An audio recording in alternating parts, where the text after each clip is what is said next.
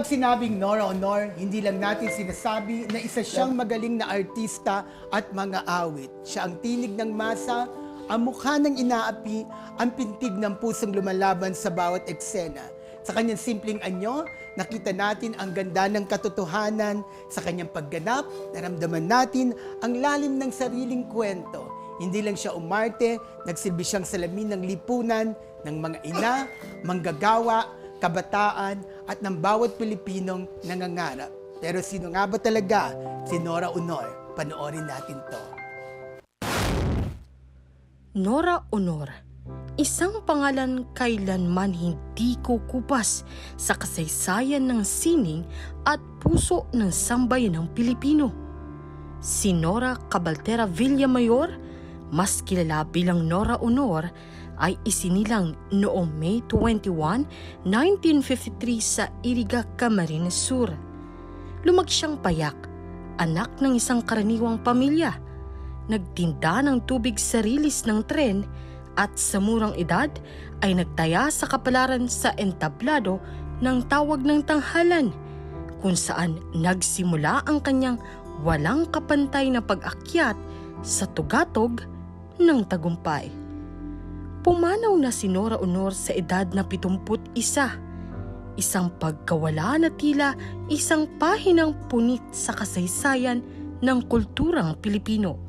Sa kanyang pagpanaw, nadurog ang puso ng bayan, mga tagahanga, kapwa-artista at pinuno ng bansa ang nagbigay pugay sa isang babaeng naging salamin ng ating kolektibong damdamin at pangarap.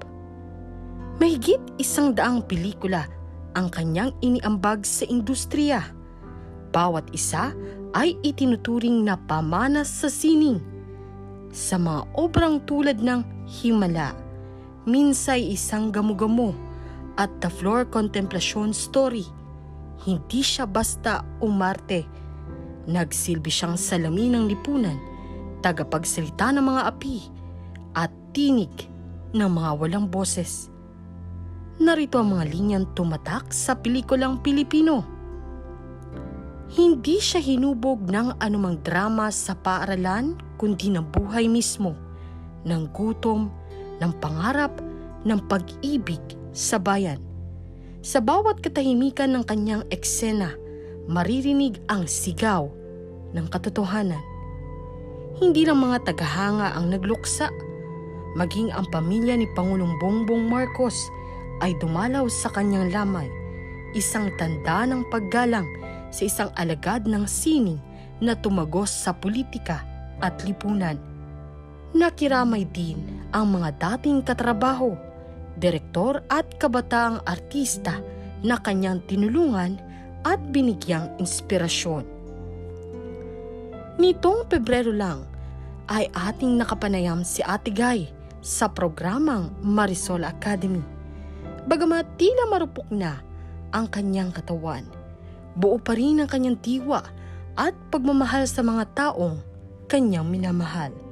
Sa panayam na iyon, nagbigay siya ng mensahe at pagbati sa kanyang anak-anakan na si Class of President Rodel Fernando sa kaarawan nito.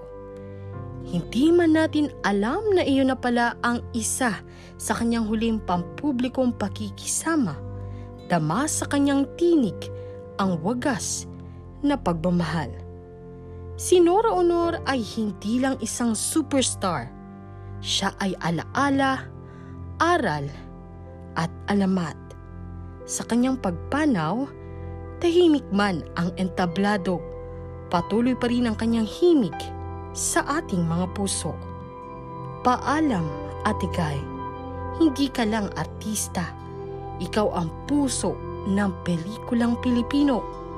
Sa bawat mata ng batang nangangarap at sa bawat Pilipinong naglalakbay sa hirap at pag-asa, mananatili kang buhay.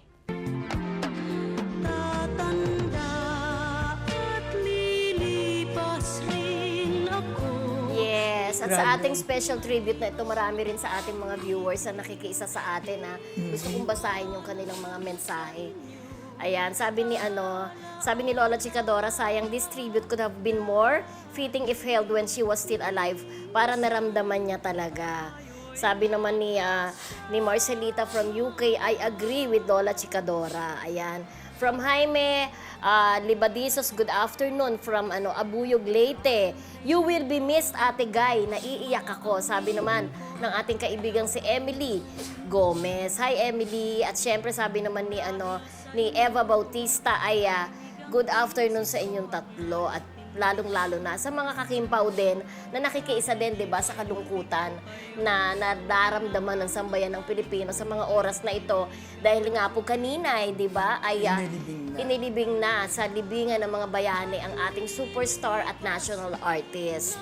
Siyempre ay nakakasad, wala na siya, hindi maikakaila ang history na nagawa ni Miss Nora Honor. She's an inspiration sa lahat ng nangangarap na maging artista. She stays very humble. From Marcelita, ayan. May Plantig, hello. Burakek Vlog, of course. Ayan, Hickser, hello. Ayan, yan. So, meron ka pang gustong sabihin, Rodel, kanina kasi Actually, hindi as much ako as we wanted, no, na maging part nung kanyang necrological service or at state funeral.